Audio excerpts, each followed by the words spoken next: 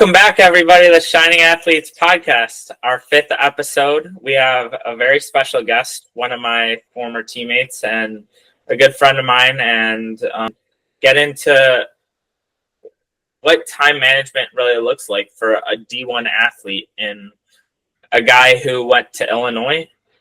He played at Illinois State, and he's from Deerfield, where I went to high school, and I played basketball with him since 4th grade, and it's been really cool to see how his career has unfolded, and I'm excited to see the path that takes him as he graduates this year as a 6th year at Illinois State. But we have Brandon Lieb as our guest. I'm Tyler Baum, and we're here with my co-host Erin Molay. ILL. Shout out ILL. Yeah, Erin. Yeah, I had never formally met Brandon, even though we went to the same college. But I still vividly remember my dad telling me when this player from Deerfield who went and played basketball with Tyler made Illinois. And my dad was like, Erin, you might see him around. It's crazy. I'm so glad I finally got to virtually meet him. He'd been representing my school for a very long time, so I got to personally thank him today. But it was such a great podcast. I'm so glad I got to connect with him and learn more about what it was like being the Big Ten champion and then playing in all these big moments as the athlete. I know as a student there, it was so exhilarating to watch all these games happen. And I remember everyone flooding Green Street when we won. So it was great to hear his perspective as a player, and I'm so excited for you guys to hear it too. Awesome. Well, let's not waste any more time, and let's get right into this podcast.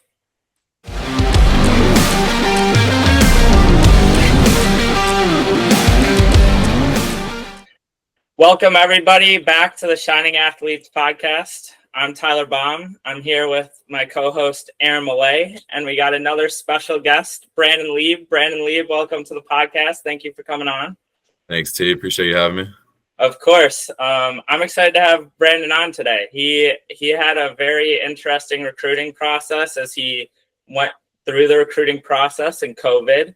He graduated from Deerfield High School, and I was teammates with him from 4th grade till senior year, and he played 3 years at Illinois and then went on to Illinois State and now is playing at Illinois State in his 6th year, which is really crazy to say.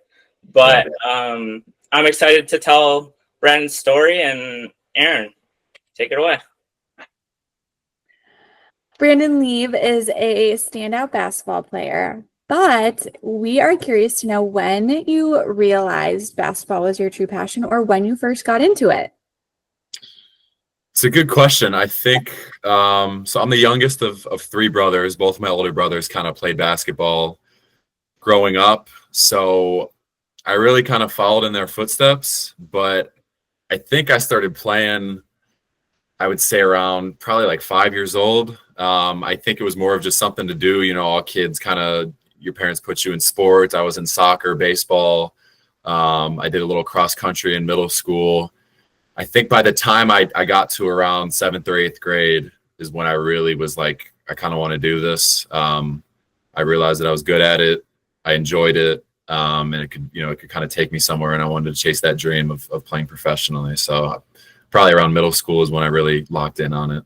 Can you talk to us a little bit about what the culture was like in Deerfield playing basketball and your high school experience? Yeah, I mean, I think, again, a big influence of that basketball came from my family. We were just so centered around basketball, my dad, my brothers. And I think, Deerfield in general has a really strong basketball community. People get behind sports in general. It's not a crazy, huge town, but for the people that are there, they support Deerfield High School, and they want them to succeed, and they want those athletes to go on and achieve their dreams. I think also the relationships that you make playing, growing up with your best buddies, you start playing with them 3rd, 4th, 5th grade, and you get to see it through all the way to, stepping out on senior night in your high school, one of your final high school games. I think there's something to be said there about the friendships that are built, which kind of keeps, you going and keeps the culture, community of basketball, just always, on the up, and everyone wants to keep competing. Our senior year group was very special. We were back-to-back regional champions, and we really brought a culture at Deerfield to want to be around each other and understand who we are as teammates to make the most out of it, and not just be there for the basketball aspect, but to really become a family and become together. And that's why through our program, we like to say together a lot and be on the same page. So it was really fun with our senior group because we had a lot of success. And I will say Brandon Tite was very helpful with it, that to help us, especially that we were probably tallest team in the state. Just about. I mean, we had height across the board, so probably right there. Okay. I remember when I was a freshman, because Brandon is a school year younger than me, that my dad had texted me. He was like, "Oh my gosh, Erin, do you know Brandon Lieb from Deerfield, Illinois? He just committed to U of I for basketball." And I was like, "I don't know him, but my friend Tyler, I think, worked with him." And my dad was like, "That's awesome. Someone from Deerfield got a big shout out. It was in the local news," and he was texting everyone, and I was texting Tyler. So Brandon, before that huge public debut, what was it like leading up to that, the recruiting process, and your experience before you committed to U of I? Yeah, that's a great question. For me, the recruiting process in high school was a little bit different. I mean, I didn't really have a kind of typical where a school is really, trying to get you, whether as a junior, maybe even some guys start as underclassmen. It kind of all happened late for me. Our senior year was COVID, so everything was a little different. There was a lot of virtual visits. Coaches were calling, watching a lot of film. There was not a lot of in-person stuff that we could do just because the whole world was like on pause for a few months. So in that sense, it was a little unique. And then kind of when everything blew up in the spring, right after our season ended, I got some film out. Coaches started calling me. It was really exciting just to see that I was wanted and valued at a college level, because again, that was my whole goal going in. In high school, I just wanted to play at the collegiate level. That was my goal. I wanted to accomplish that and then go from there. So obviously when a school like Illinois kind of came into the picture, I was super excited. Being an in-state kid, and everyone's, in some respect, you're kind of an Illini fan if you're from Illinois. So it was really exciting to see that they believed in me and wanted to give it a shot, have me come out there. And then, as far as all the major stuff that happened after with the news, I mean, I appreciate obviously all the recognition, and it felt good. I like to think I'm kind of more humble. I'm not really into all the extra stuff. Like I could take it or leave it with that. But again, it was really nice, all the support I was getting from people, that they were just excited for me, that I kind of, my hard work paid off, and I was getting to go play in college. So Yeah, that's awesome. Tyler, how did it feel coaching someone that went D1 from your team? Yeah, it's cool. It's cool to be able to have conversations with Brandon and hear his journey, and hear where basketball is taking him, because I've known him since 4th grade. So it's really cool to see someone that's played alongside you and that you've coached to keep growing as a basketball player, not just as a student, but in that basketball aspect, and see how successful he's been. Was there one part of the recruiting process that was either really surprising for you or something that you weren't expecting to have to navigate? Obviously, the virtual component aside, but was there something that recruiters were looking for that you weren't expecting, or something you had to do to be a step above the other people in your pool? that's a good question. I think a lot of, recruiting, it's changing every year, right? I mean, there's so much different stuff, like the NIL and the way that talent's evaluated and the transfer portal. I think the whole high school recruiting scene looks so much different now. But one, I think, really important thing that I maybe didn't learn until kind of my second time around being in the transfer portal was that coaches and programs, they want to show interest. They want to show that they want you and that you're valued, and they want you to come commit to their school. but some programs are kind of, you can tell kind of the genuine authenticity coming from some coaches. Some coaches, you kind of, you get told what you want to hear sometimes, and it's not always, it's not always easy to really evaluate. Again, like you said, with the virtual, it was a whole different scene. So I had to really kind of get a grasp of what was going on over like a Zoom like this.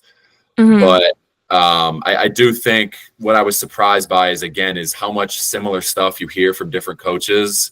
And it's a little bit easier to see the ones that really take the time to try and get to know you, know your family, and then, showing that they value the things you value so that there's some synergy there.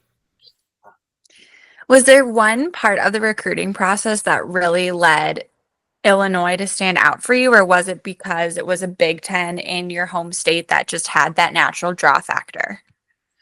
I think a little bit of both. Again, they came in after I had already gotten some other kind of high major interests, couple SEC schools, couple Pac-12 schools, and seeing, again, a school like Illinois, it was really appealing. Just, seeing that name, a coach pop up on my screen, like a call from them was just awesome. But I also think that after Zooming with them, getting to know some of the other coaches, talking with the strength staff, they have a really good program over there. They got a really good staff. A huge part of what I wanted was good development, just player development, development as a person. Not to mention Illinois is a phenomenal school. I was able to study business there. So I think everything kind of combined, and they did a good job of laying it out to me as best as they could, over a Zoom virtual visit. So totally. I think, talking more with the staff, I was just really impressed by them, and that's really what led me to make the decision. That's great to hear. When you were finally on the program and stepping into the Big Ten basketball organization, what was that moment like, or what was that transition like? Yeah, I think it's, for all high school athletes, the transition from high school to college by no means is it easy. Really often, especially if you're good enough to play in college, you were probably one of the better players on your high school team. And going from being one of the top guys to, you got to come into a program and you're really taking a back seat. You're just all open eyes, open ears, and you got to just learn and absorb everything around you. So I think that part of it is difficult for any athlete that's going into college for their first year. And then obviously, being at a program like Illinois that had a lot of success, the previous season, it got cut short because of COVID, but they were a ranked team to end the year. So there was a lot of anticipation. We had a lot of, we had two, All-Americans coming back. So there was a lot of hype going into our season. And again, I think just being around that and just absorbing from some of those older guys was a really cool experience for me. And to kind of add off of that, leading into this question, do you feel like, I know you've experienced it both now and from COVID to not COVID. What was the summer workouts like? What was the real transition from being a high school student athlete to being that college student athlete where you're working out so much more, even though it was COVID, and taking that next step? Yeah, it's definitely an adjustment. Everyone, you kind of think of a high school athlete, you can't wait to get to college. It's going to be a little tougher, but when you're really in it, those workouts can get intense. You're really busy. You're trying to balance classes with this workouts, and it's like you feel like at first you hardly have any free time. So I think a big skill that I think any student athlete eventually, you have to learn is time management and like prioritizing what your day is going to look like and where you have time to get your work in, school work, still have a little bit of a social life, and, just balancing all of that.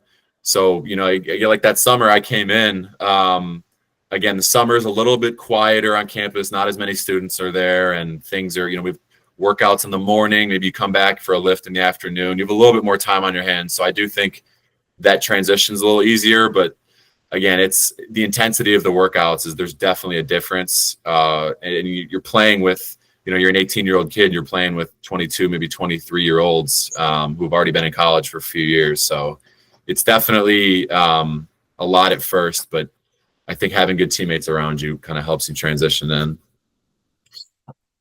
What was that team structure or team chemistry like? I loved all my teammates, at Illinois.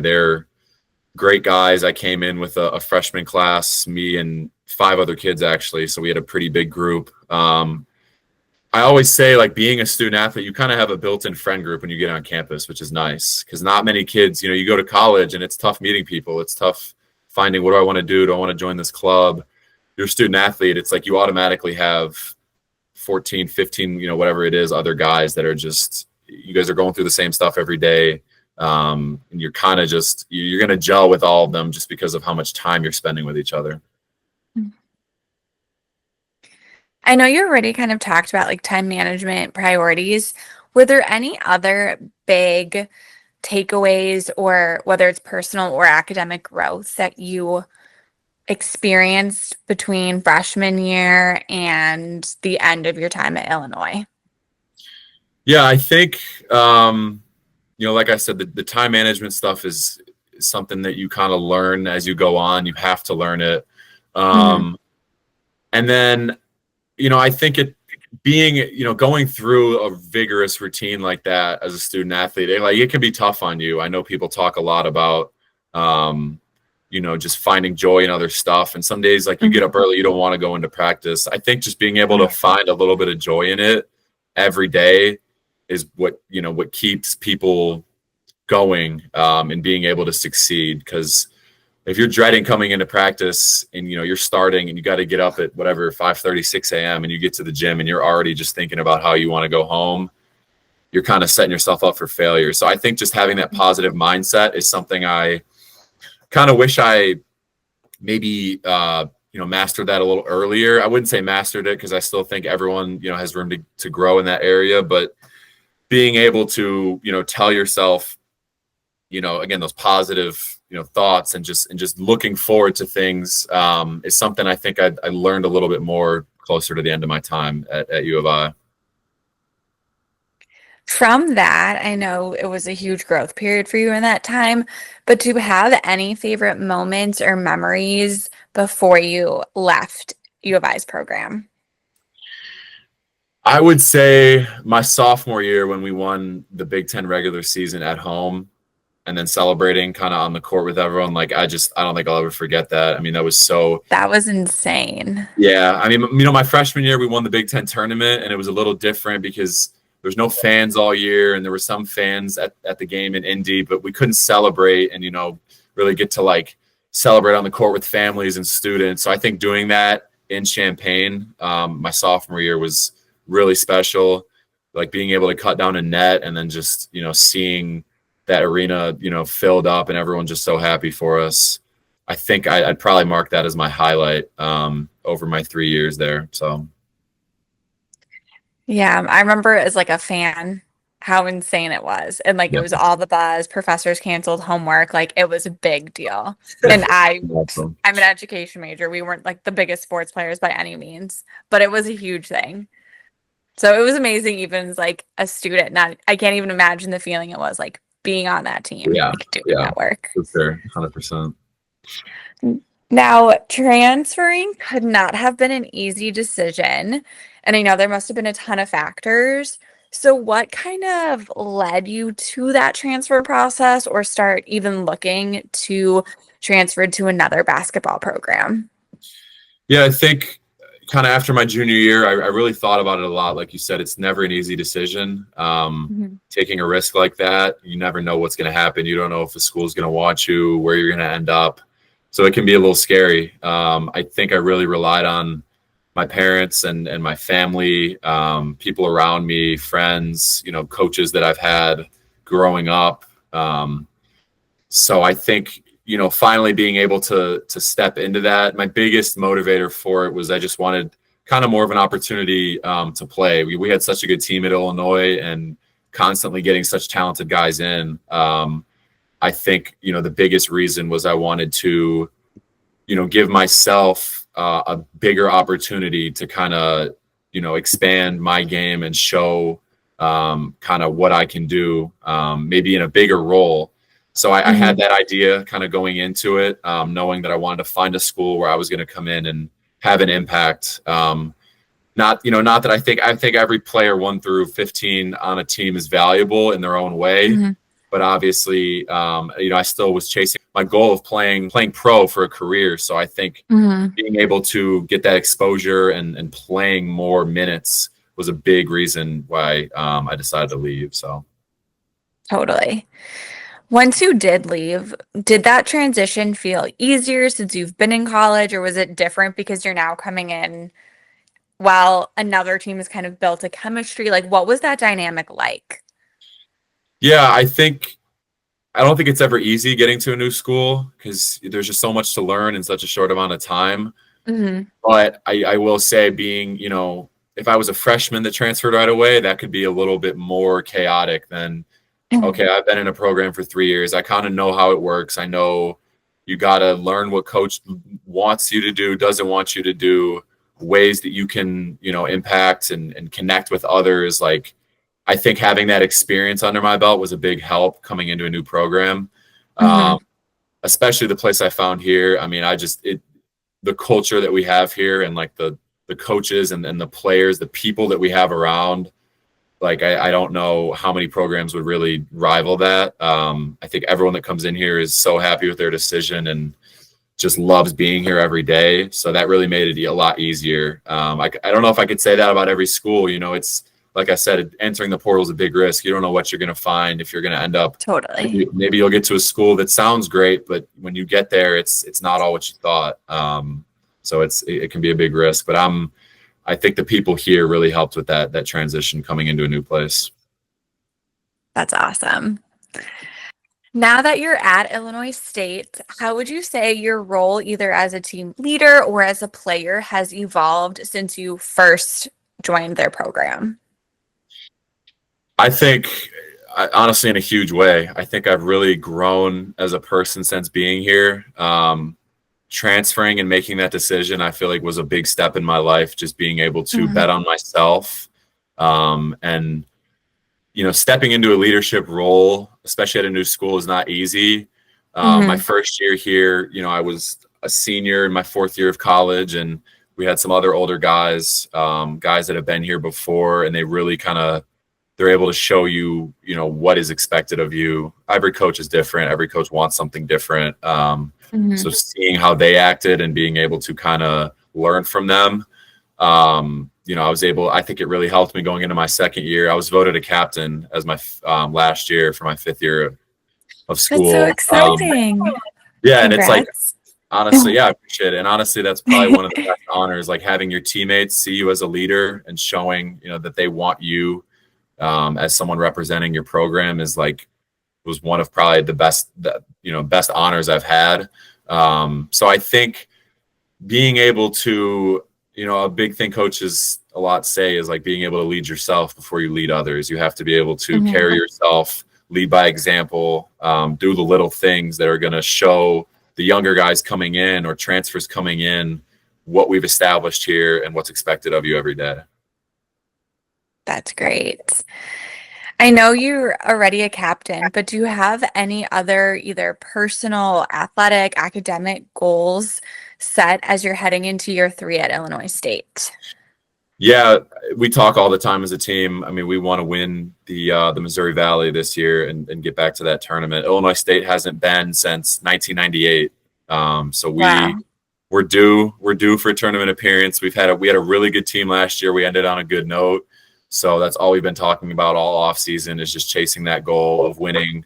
We want to win the regular season and the tournament, because the tournament is what gets you that bid to go to March Madness. So, I mean, that's short of that. Obviously, I have my own professional goals, but I'm a firm believer that the better the team does, the better it's going to look for all of us trying to go, find our pro aspirations in our own lane. So I'm just set on getting that ring this year. I can't wait for the season to start. And it's an exciting non-conference schedule. So if you got the chance to go watch Illinois State, go watch them. They're going to be good this year. Yes, absolutely. As a captain, how are you navigating, motivating and inspiring your team to work that hard, to get that bid, to make it all the way to the championship? What are you doing? Yeah, that's a great question. I think, one thing I said, leading by example, I think is a huge thing, especially for the young guys coming in. showing them how we act and how hard we play. As a leader, that's kind of, I have to do that. I have to be, the right role model for these guys that are looking to see what's expected of me in a college program. And then obviously being a vocal leader. I think basketball, every sport really, but I know basketball especially relies so much on communication. So using your voice, especially in, not a demanding way, but with some confidence, showing people that, you're showing your experience and, verbally telling people how you can help them, what you thought they did well, what you think they need to get better at. I think is expected of any older guy, and especially being a captain and a leader on the team. So. Yeah, that's a big responsibility, but that's awesome that you've earned it. Yeah. Now, for our younger audience, for athletes that are still in high school, what advice would you give them, whether they're wanting to play in college or they're just wanting to play the sport they love? I think just a little bit of what I said earlier. I think you got to keep finding joy in it. It's really easy to get burnt out as an athlete, no matter what level you're at, doing it, every day or however often, 4 days, 5 days a week. Like, it can get a little tedious. And I think even if you do love your sport, it's easy to fall into dreading going to practice and stuff like that. So I'd say for, people, whether you have aspirations to keep playing or just, you just love what you're doing in your sport, just keep finding the joy in it. Keep finding the joy in getting better every day, working, extra work. I know it's a lot easier said than done. Being able to bring yourself to do extra work when it's not always easy and it's not always something you want to do. But again, I think having the right outlook on it is huge. What takeaway would you want families of their athletes to get from this? I think a big thing for families is to just be there to support, the athlete, whether it's your son, sibling, cousin, nephew, whatever it might be. Just be there to support. I think a lot of times families, you want them to succeed so bad that I think sometimes they can, maybe overstep a little or put some not that it's intended, but some unnecessary pressure onto the athlete. So being at a comfortable distance of, we want you to succeed, we're going to push you every day, but also realizing that it's their journey, and if they're going to get to where they want to go, it's ultimately going to be them that does it. It's, you can't make someone want something. You can't make someone have that extra drive to get to where they want to go. So I think just, positively, in reinforcing them and also, pushing them, but in the right way. Because I think a lot of families, I've seen it all the time of just a little bit of the overstepping, and it can add some unintended pressure onto the athlete. Totally. Those are all my questions, Tyler. Is there anything else you want to add before we get into our final rapid fire?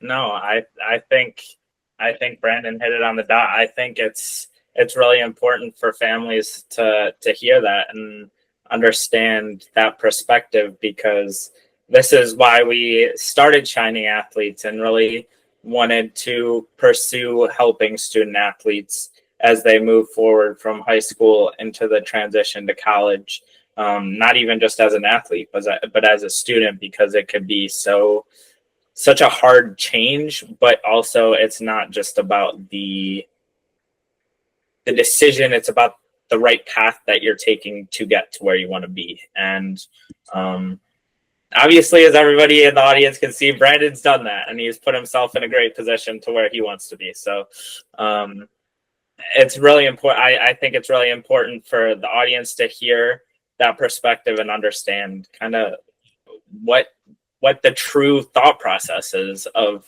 a Division I athlete like Brandon. All right, Brandon, if you're up for it, we have a couple of rapid fire questions. Let's do it. What is your favorite pregame meal?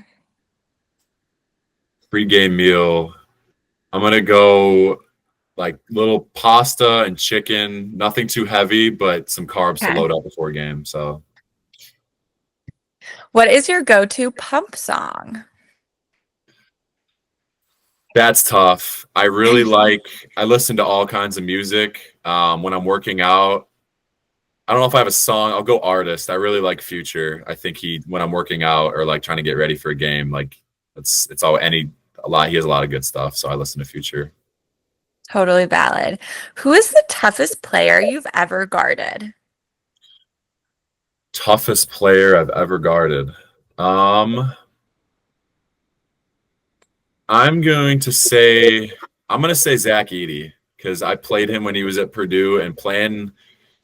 He's a big guy. Like I'm 7 feet tall, and it's like I don't often see players that are literally standing over me. And he was just so skilled for his size, but also like insanely strong. So I'm gonna go Zach Edey. How tall is he? I think he's 7'4". Yeah, if I'm not wrong. Yeah, that's what I was gonna say too. Yeah. Oh my God. What's your favorite sports movie? Just because I've seen it so many times, I like The Blind Side with Michael Orr and Sandra Bullock plays the mom in that. But I've just seen it so many times. Because I like football movies, I'll either go that or Remember the Titans because that's a classic. Okay. Who has been your biggest role model in basketball? Biggest role model. It's a good question. I think I'd say two answers. I'd probably say my dad and my brother, just knowing that they both played growing up. I was always kind of just watching, like I would go to my brother's games all the time and watch him play. So yeah, I'll go two answer of my dad and my brother.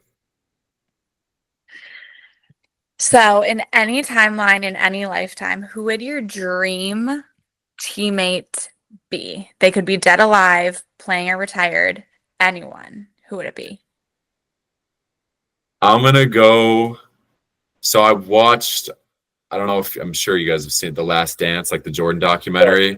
I think playing with Steve Kerr, you got to watch it. It's really everyone in my family has. I have not. Yeah, but I know what you're talking about. I think playing with Steve Kerr would probably be one of the best teammates of all time because he's like, I mean, he's just got the best like attitude on the basketball court and plays so hard and knows his role. So I would go Steve Kerr. That's a great answer. What has been your best memory at Illinois State so far? Best memory.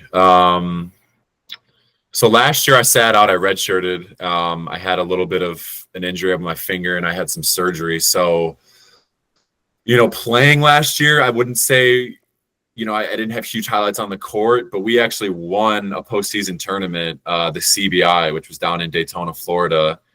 And I think there's like 3 or 4 teams that can say that they ended their year on a win. And we're one of them, like in the entire country. You got the March Madness champ, and there's a couple other postseason tournaments, the NIT. I think there's one out in Vegas, and then the one we did in Florida.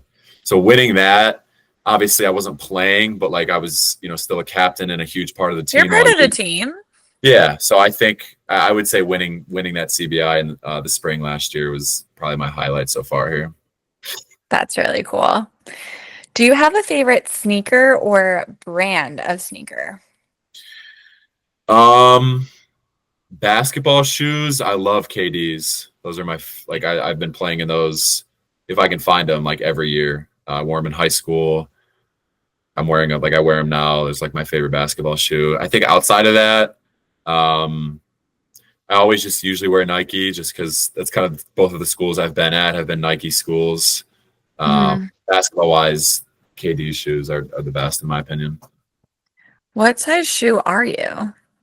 I'm a 15, which actually isn't like, I know it's like, it sounds big, but like I have teammates who are size 17 and 18. So do you have to get custom for 15 or is 15 like still made generally? It's made, but you can only get it online. I think in stores, they don't carry above size 13, I think is the highest they go. So I've been ordering shoes online for a long time now.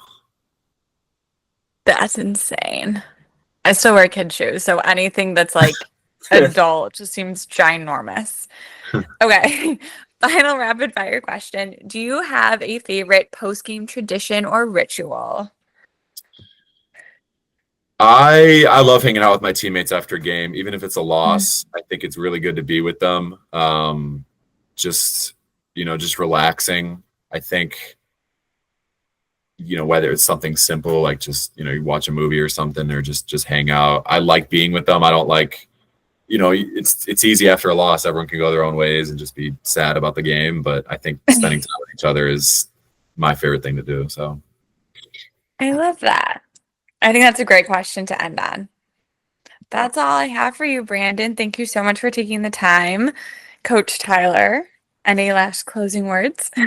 Yeah. Brandon, we appreciate you coming on the podcast. It was a great time. And I hope the audience really gets something out of this, because Brandon has a great story and still has a long career hopefully ahead in basketball. So keep an eye out for Brandon and see where he goes. sir, appreciate you guys. Thanks T. Thanks Erin. I'm glad we could do this. Thank you. Well, I'm happy Brandon was able to come on. He has a really good perspective on what time management really is and how valuable it is when it comes to being a student athlete. Being a student athlete isn't easy. It really isn't. And Brandon does a good job at explaining that even when he came in during the COVID year, it changes. It is a big transition and it's hard to really adjust, but he does a good job of proving that you can do it and you're capable if you want to put in the work, but it doesn't come from anybody else but the individual student athlete in their own way. And so that's why Shining Athletes, as we created this, is so important, because students and families can understand what time management is, how to approach the recruiting process, how to approach the academic portion, and really be coached to get to where they want and get to the right path for them as individual student athletes. Yeah, not only did Brandon have to navigate trying to be recruited during COVID to go play at some school, he made it to D1. And then once he was there, he then had to navigate the transfer portal. So he had a lot on his plate, but he clearly was thriving. He did a great job. He was voted team captain. Leadership is so important. And so it was just him talking about having the positive mindset, staying focused on his goal. I mean, he talked about wanting to play pro, and he doesn't know what that's going to look like yet. Most athletes don't, but I think it was really great to hear how he evolved and grew from every experience. And I think every athlete needs to hear that. Thank you so much again, Brandon, for coming and getting to meet in person, ILL.